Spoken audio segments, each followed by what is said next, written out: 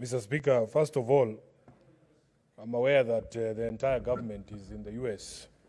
So I was looking across the aisle and seeing some of the most vociferous defenders of this government. I thought they would be on this trip, but they are here celebrating International Tea Day with us.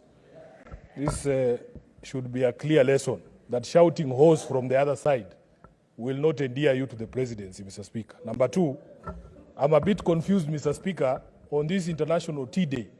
Should it be... Point of order, Senator Cherargei.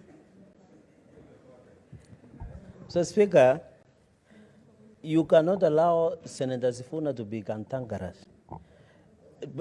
Mr. Speaker, under Section 105, Parliament and Senate Mwaso is an independent arm of government. The trip, Mr. Speaker, is undertaken by the National Executive. Is it in order to try and cast aspersions by indicating that any trip that is taken outside Parliament or outside by the Executive should be taken with parliamentarians? Yet we have our own budget and we are independent arm of government. Is he making it in good faith, Mr. Speaker? Or is jealousy that he was left out of the trip? Can he be clear? Senate.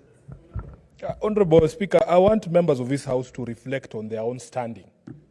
When you are only invited to trips to the goat auction in Mogosho, but others are taken to the US, you should reflect on your standing within your own party. Mr. Speaker, the second point I wanted clarity on is whether in celebrating this International Tea Day, we are celebrating the growers or the drinkers.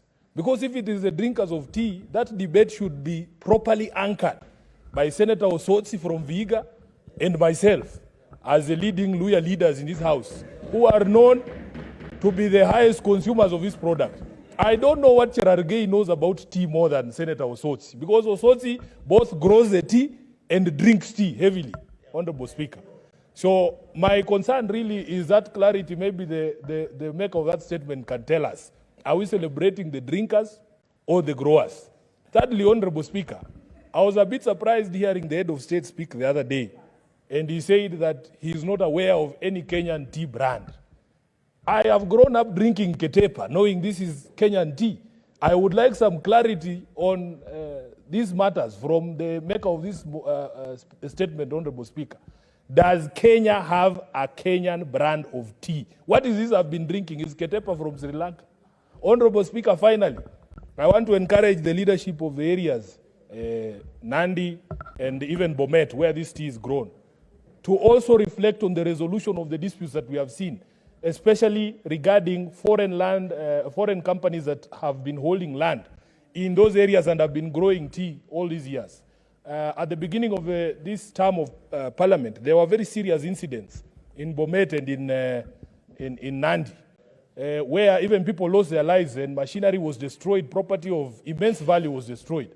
Honorable Speaker, we never hear from Cherargei how that matter was resolved. In fact, the protests there were more violent, and we didn't see the sort of police action being taken on people in Nandi and people in Bomet who are burning property and destroying property owned by these companies, Honorable Speaker. So as we celebrate this International Tea Day, please let us reflect on all these matters so that we as a country can protect this very key source of foreign exchange and this industry that employs thousands of Kenyans. I thank you, Honorable Speaker.